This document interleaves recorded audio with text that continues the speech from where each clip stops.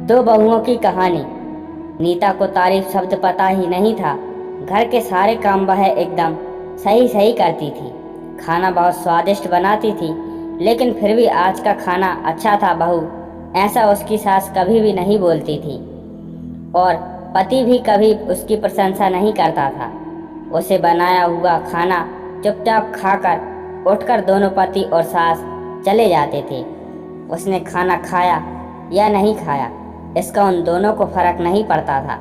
सास को वह पसंद नहीं थी।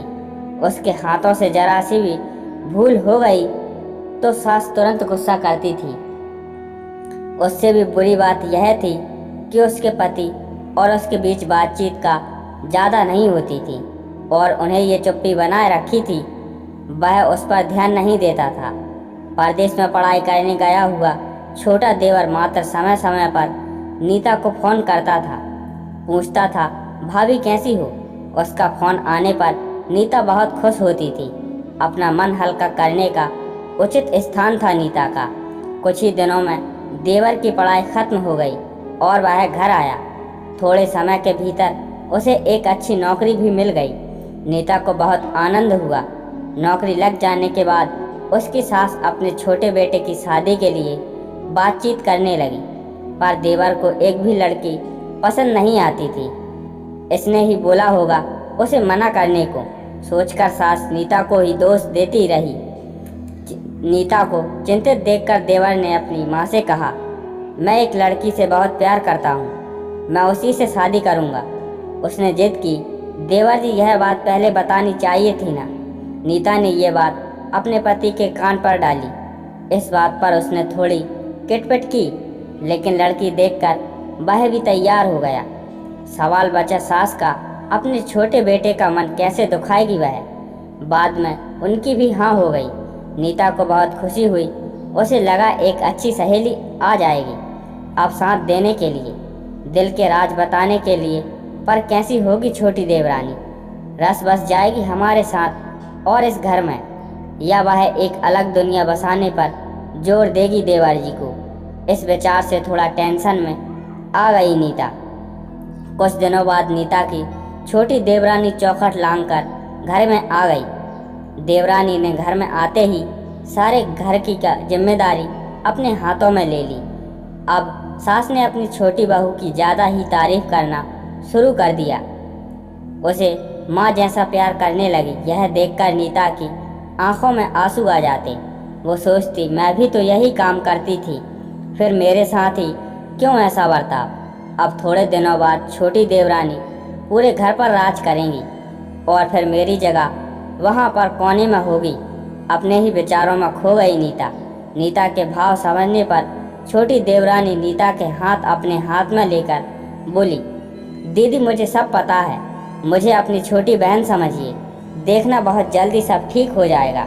छोटी देवरानी ने पूरे घर की जिम्मेदारी तो ले ली, लेकिन कामों में कुछ ना कुछ बार बार भूल करती थी। फिर देवरानी नीता के पास जाती और मदद मांगती थी। ऐसा रोज ही होने लगा। यह देखकर सास लेकिन गुस्सा हो गई। मेरे रहते हुए वह छोटी बहू बड़ी बहू को क्यों पूछती रहती है। फिर सास भी रसोई में घर आकर चार काम शुरू करने लगी। धीरे धीरे वह छोटी बहू के साथ साथ अनजाने में बड़ी बहू से भी प्यार से बर्ताव करने लगी, प्यार से बोलने लगी, नए पदार्थ दोनों को सिखाने लगी, भूल समझकर समझाने लगी। अब सास और दोनों बहुओं में अच्छी दोस्ती होने लगी। इस वजह से बड़ी बहू का स्वभाव भी अच्छा होने लगा। उसके स्वभाव में खुलापन आ गया। सास भी दोनों के साथ कभी शॉपिंग तो कभी फिल्म देखने जाने लगी। वो अपनी दोनों बहुओं को समान प्यार करने लगी। इस वजह से घर का माहौल हंसता खेलता हो गया। इसके अलावा अपने भाई और उसकी पत्नी की बॉन्डिंग देखकर नीता का पति भी उसके साथ अच्छा व्यवहार करने लगा।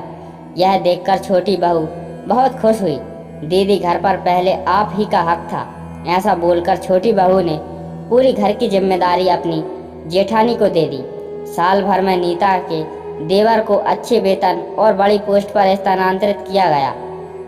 अब छोटी देवरानी भी अपने पति के साथ परदेश जाएगी और मैं फिर अकेले रह जाऊंगी। इतना ही नहीं, इतने सालों बाद सास का व्यवहार जो इतने सालों बाद बदल गया था वह फिर से वही हो गया। तो इस विचार से नीता डर गई। देवरानी की नीता को इतनी आदत हो गई थी कि उसके बिना घर काटने को दौड़ेगा। देवरानी के आ जाने से घर का माहौल बदल गया था। वह थी ही ऐसी खुशमिजाज और ऊर्जावान जैसे कि नाम से पता चलता है। यहाँ देवरानी की हालत भी कुछ अलग नहीं थी। उसे दुख हुआ कि यदि यहाँ रहना पड़ा तो उसे अपने पति से दूर रहना पड़ेगा। नीता के देवर की जाने की गड़बड़ और देवरानी मात्र टेंस होने के कारण नीता सोच में पड़ी। अंत में उसने देवरानी को पूछा तो देवरानी ने जवाब दिया कि दीदी मैं सारा दिन नए स्थान पर अकेली रहूंगी, उससे अच्छा मैं यहीं हूँ। आपके देवर को बोला है मैंने, शनिवार और रविवार की छुट्टियों में आप यही यहाँ आ जाया करें। मैं भी उनके साथ जाया करूँगी बीच बीच में थोड़ा बदलाव के लिए। उस पर वह बोलते हैं कि 6 महीनों में वापस यहाँ ही बदली कर लूँगा मैं। अपने पति की नकल करके देवरानी बोली और छोटी देवरानी भी हंसने लगी।